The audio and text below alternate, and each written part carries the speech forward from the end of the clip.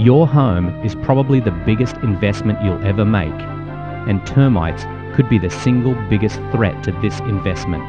To protect your home against termites, you want the very best in termite protection. Homes such as yours have been traditionally protected by barrier treatments. However, now there is something newer and more advanced. That something is the Exterra Termite Interception and Baiting System. The name Exterra is derived from a combination of the words exterminating, termites, and terra, which is Latin for earth. Exterminating termites in the earth. Let's learn more about termite baiting with Exterra. Exterra is an exciting new termite control technology that protects buildings against termites in a new way by actually eliminating the termite colony.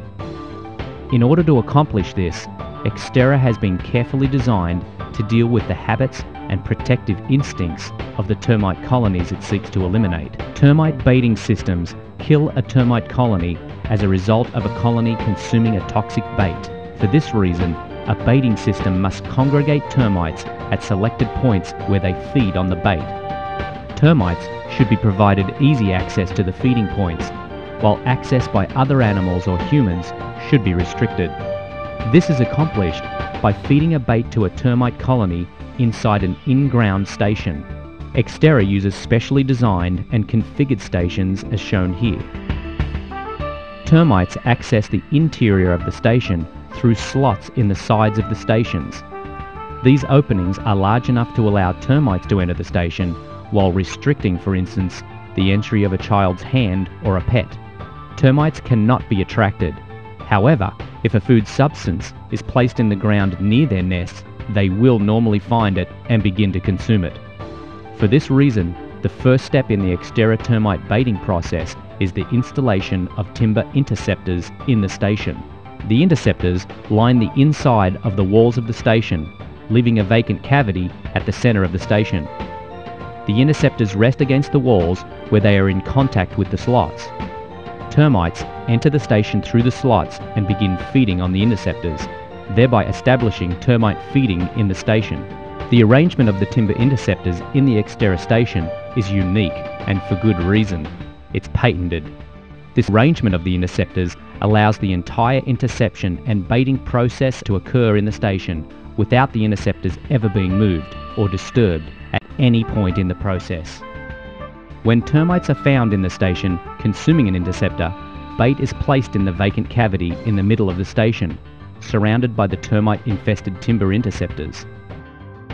Because the interceptors are not removed, when bait is applied, intercepted termites found feeding on the interceptors are never disturbed. This disturbance reduction technique reduces the possibility that the bait application process will disrupt termites feeding in the station, which could cause them to leave the station.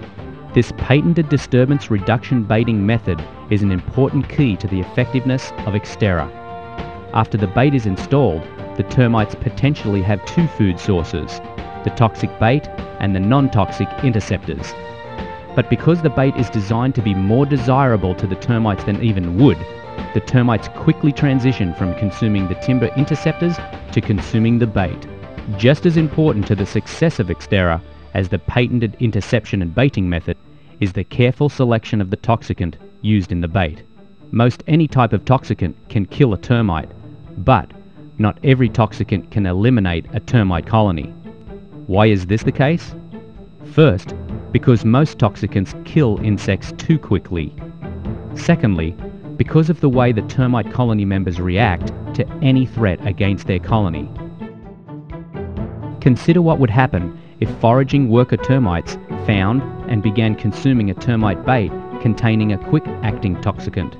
Worker termites that fed on the bait would die soon after they began consuming the bait, with many termites dying directly within the bait. Remaining colony members arriving at the bait would discover large numbers of dead colony members in the bait. These remaining colony members would instinctively avoid any contact with that bait. This would mean the toxicant had failed to eliminate the termite colony. So how can we deal with this potential problem? By employing a slow-acting bait toxicant.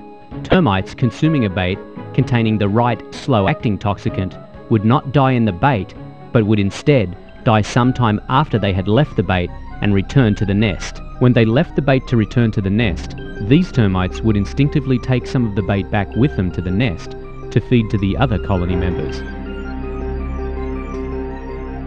Because of this, the bait toxicant would be widely spread among all colony members back at the nest, allowing it to affect and eventually kill all members of the colony, and not just those who actually visited the bait. The toxicant used in Exterra is in fact a slow-acting toxicant.